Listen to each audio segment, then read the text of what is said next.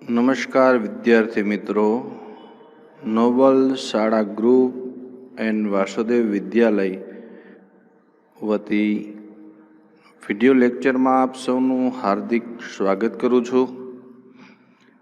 આજે આપણે ધોરણ 11 ગુજરાતી વિષયની શુભ શરૂઆત કરીએ એ પહેલાં આપણે પેપરમાં જે કંઈ ગુણભાર છે, પેપર સ્ટાઇલ છે, એની પહેલાં સમજૂતી મેળવી લઈએ. જે બોર્ડની પેપર સ્ટાઇલ છે ધોરણ 12ની, એ મુજબ ધોરણ 11 છે એની પણ પેપર સ્ટાઇલ હોય છે. તો આપણે એની સમજૂતી મેળવીએ. જોઈએ આગળ. તો જોઈએ ધોરણ 12ની જે ગુજરાતી વિષયની બોર્ડની જે પેપર સ્ટાઇલ છે એ મુજબ જ ધોરણ 11ની પણ હોય છે. તો જોઈએ, ગુજરાતી વિષય છે એની અંદર ગદ્ય, પદ્ય, વ્યાકરણ, લેખન વિભાગ એમ વિભાગ મુજબ છે ગુણભાર. દરેક વિભાગ છે એમના 20 ગુણમાં રહેલો છે. તો પહેલો વિભાગ ગદ્ય કૃતિઓ આધારિત હોય છે. જે આપણે જોઈએ, પહેલાં તો તમને નીચેના પ્રશ્નોના માગ્યા પ્રમાણે ઉત્તર આપો, એટલે એમાં હેતુલક્ષી પ્રશ્નો હોય છે. બરાબર. એમાં જોઈએ તો કાવ્યના જે કવિ હોય છે તેમને કઈ કૃતિમાંથી લેવામાં આવેલ છે, સંદર્ભ ગ્રંથ, આવા તમને 4 માર્ક્સમાં 4 પ્રશ્નો પૂછાય છે. બરાબર. ત્યાર પછી જોઈએ, એટલે આખો ગદ્ય કૃતિઓ આધારિત જ હોય છે. જે કાવ્ય હોય છે એ કાવ્યમાંથી જ આપણે 20 માર્ક્સનો આ સેક્શન એ વિભાગ એ પૂછાય છે. તો પહેલાં તો 4 માર્ક્સનો આપને આવશે કર્તા કૃતિ હેતુલક્ષી પ્રશ્નો. પછી નીચેના પ્રશ્નોના એક વાક્યમાં ઉત્તર આપો, એટલે એ પણ કાવ્ય આધારિત જ જે કંઈ 4 પ્રશ્નો છે એ આપને પૂછાશે. પછી જોઈએ તો કે 2-3 વાક્ય 4-5 વાક્યમાં, 4-5 વાક્ય એટલે નવનીતમાં કે બીજે ક્યાંય તમને 2-3 વાક્યોના જે પ્રશ્નો જવાબ હતા એ જ આપને એમાં પૂછાય છે. 2 પ્રશ્નો પૂછાય છે, 4 માર્ક્સ છે.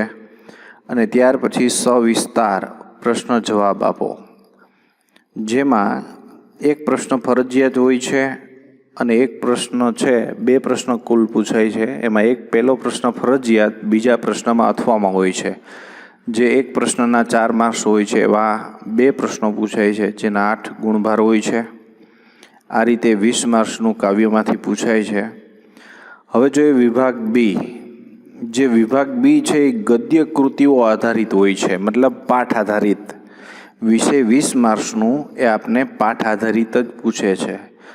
જે રીતે વિભાગ એમાં હેતુલક્ષી પ્રશ્નો, એટલે કે ગદ્ય કૃતિના સર્જક, તેમનું પ્રદાન કરનાર જે કોઈ હોય છે, એમનું સાહિત્ય સ્વરૂપ, જે સંદર્ભ ગ્રંથ હોય છે, બરાબર, એમની જે કંઈ વિશેષ કૃતિઓ ખૂબ જ પ્રસિદ્ધ હોય એને લગતા પ્રશ્નો 4 માર્ક્સમાં પૂછાય છે. 4 પ્રશ્ન.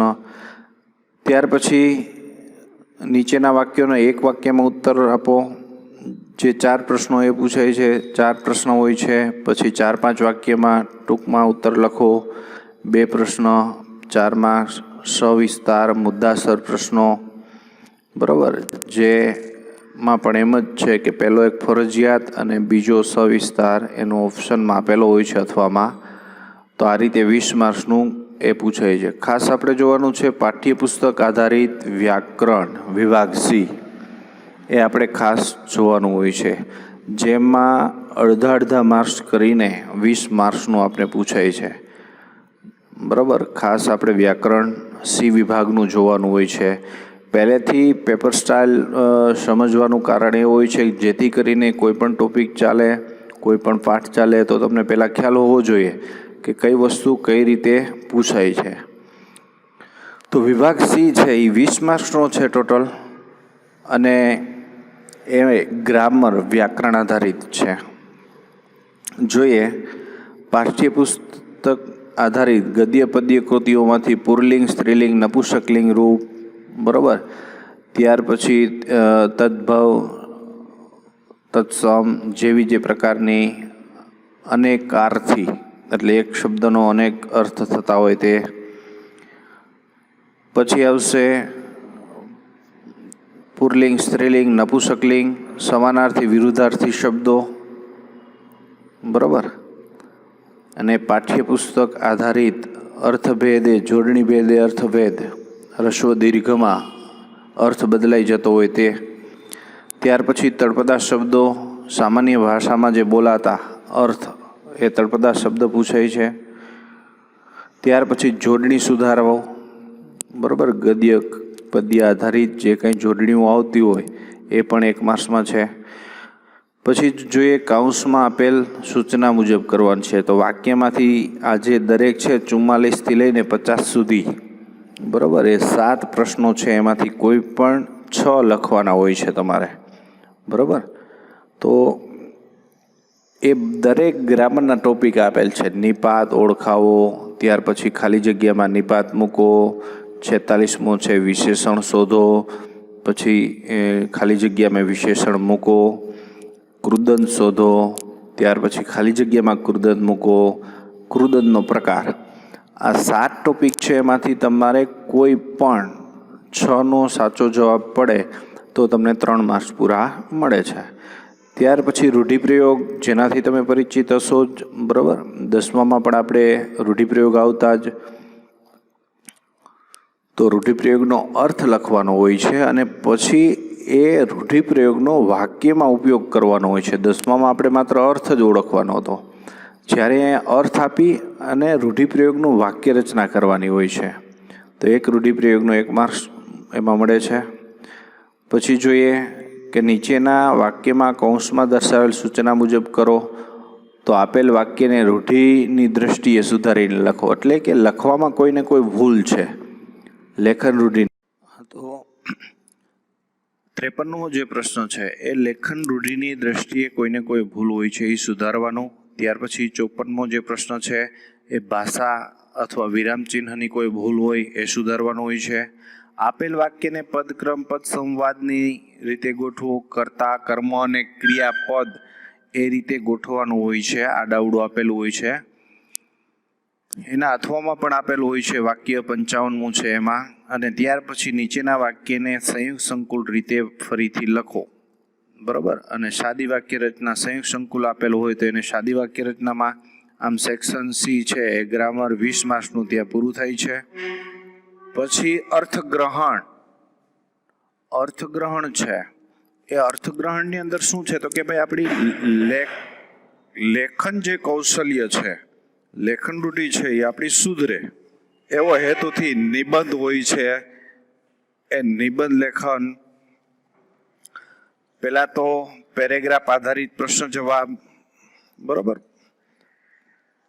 વર્તમાન જે પાઠ્યપુસ્તકમાં વર્તમાન સમયમાં ક્યાં જે અભ્યાસનો હોય તેવી જે અપઠિત કૃતિઓ, મતલબ જે તમારે ટેક્સ્ટબુકમાં ભણવામાં ન આવેલો હોય એવા કોઈ પાઠનો કોઈ પેરેગ્રાફ તમને આપવામાં આવે, એમાંથી પ્રશ્ન જવાબ પૂછવામાં આવે છે. પછી એક અપઠિત કાવ્ય આપવામાં આવે છે, જે તમે ન ભણેલા હોય એવા કાવ્ય, એમાંથી 5 માર્ક્સનું પૂછવામાં આવે છે. અને ત્યાર પછી સંક્ષેપીકરણ છે, જે એક પેરેગ્રાફ આપેલ હોય એને તમારે સંક્ષેપ 3જા ભાગમાં ટૂંકમાં એ આખો પેરેગ્રાફ તમારે રજૂ કરવાનો હોય છે, સંક્ષેપીકરણ. અને ત્યાર પછી નીચેના ગદ્યખંડને કાળકથનની રીતે પ્રમાણે ગોઠવવાનો હોય છે, અથવા વાદાત્મક ભાવાત્મક જે કહીએ, બરાબર, એ રીતે. તો આમ 4 પ્રશ્નો મોટા 5-5 માર્ક્સના હોય છે, વિભાગ ડી ની અંદર હોય છે. અને ત્યાર પછી લેખન સજ્જતા, જેમાં વિદ્યાર્થીનું માત્ર કૌશલ્ય જ ચકાસવામાં આવતું હોય છે, જેની અંદર આપેલા પ્રશ્નોમાં દર્શાવેલ વિષય પ્રમાણે 100 શબ્દોમાં માગ્યા મુજબ અરજી લખો. અરજી તમને એમાં વિષય આપી દેવામાં આવતો હોય છે, એ વિષય મુજબ તમારે અરજી લખવાની હોય છે કોઈ પણ અધિકારીની, જે તમારે સામાન્ય એવો તો 10માં આવી જ જતું હતું. ત્યાર પછી વાદાત્મક, જે રીતે ચર્ચા કરતા હોય તમે 2 વ્યક્તિ સામસામે, એ રીતે કોઈ પણ આપેલો પેરેગ્રાફ છે એ રજૂ કરવાનો હોય છે, તો એ 5 માર્ક્સમાં હોય છે. અને ત્યાર પછી નીચે આપેલા કોઈ એક વિષય પર આશરે 250 શબ્દોમાં મૌલિક જે નિબંધ લખાવો. બરાબર, એ નિબંધ લેખન છે એ 10 માર્ક્સમાં નિબંધ પૂછાય છે. અહીંયા કદાચ તમને 5 માર્ક્સ છે એ ભૂલ છે.